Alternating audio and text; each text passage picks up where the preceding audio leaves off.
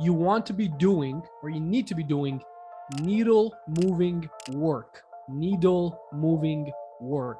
Needle moving work meaning work that actually moves the needle on whatever goals you have. Work that actually moves you forward in your personal life, in your business, whatever it might be. In all these different areas that we talked about, right? You want to be doing needle moving work, not just any work. There's a difference between being busy and being productive. So you want to focus on the activities that actually move the needle.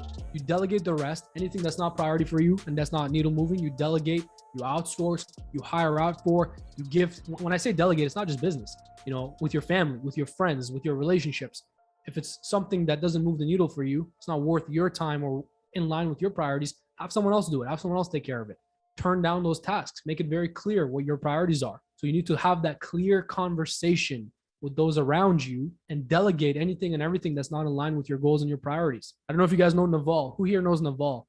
This book, highly recommend all you guys to check it out. The Almanac of Naval Ravikant. And it basically has a lot of his his sayings and a lot of his principles and a lot of his things in there. And he also has a podcast, How to Get Rich Without Getting Lucky, I believe. And each episode is like a minute, 2 minutes long, very short clips, or you can listen to the entire thing that's like 3 hours long.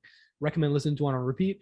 He has a second one as well that's titled something differently. There's a lot of value in here. But anyways, all you guys should check that out. And you can follow him on different platforms as well. But one thing that Naval says is he did the math on how much each hour of his is worth. So he put a price on his time. So he said, if I'm doing this type of work, if I'm investing, if I'm building these tech businesses, he's in the tech sector, if I'm doing all these different things, what's my time worth? One other thing that he said on top of that, and I'm pretty sure this is in the podcast as well, he says, what would you like your time to be worth? If you had to set a goal, I want to say I may be off on this. If anybody knows, correct me. I may be off. I can't remember. I listened to this a long time ago. One thing Naval used to say is, I think he said he put $1,000 or $5,000 as his hourly value, his hourly wage, you could say. That's the value he placed on it. Let's just say 1,000 for simplicity, right? So then he said, what do you do from there is anything that's not worth in an intangible way or an intangible way, $1,000 or more to you per hour, you delegate, you don't do. So for example, he doesn't do grocery shopping. It's not worth $1,000 of his time. He doesn't do meetings, by the way, for example. This is a good one in business.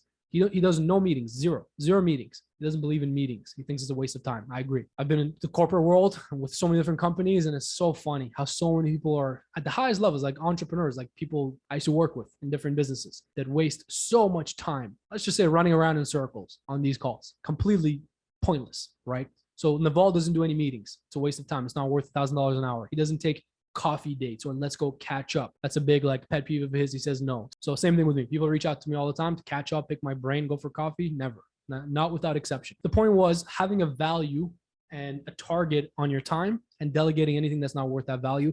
You want to make a priority list for yourself on a day-to-day. It can be 3 to 5 actions, 3 to 5. And you can write this off for yourself every morning, just really quick. What are my top 3 priority actions? Top 3 to 5. It could be top 5. And I know a lot of different successful entrepreneurs that do this. And just get those done. If you just get those done, even if you get them done by noon, you've won the day. You've set up a game for yourself that there's a clear win or loss, right? So you've won the day, and now you can do whatever you want with the rest of your day. Chances are, if you're anything like me, you'll probably continue to work and continue to move forward. But if you want to take the day off, then take the rest of the day off. You got your priority list done, your priority actions done. Have a priority list, 3 to 5 actions, know the worth of your time, delegate the rest. Make sense?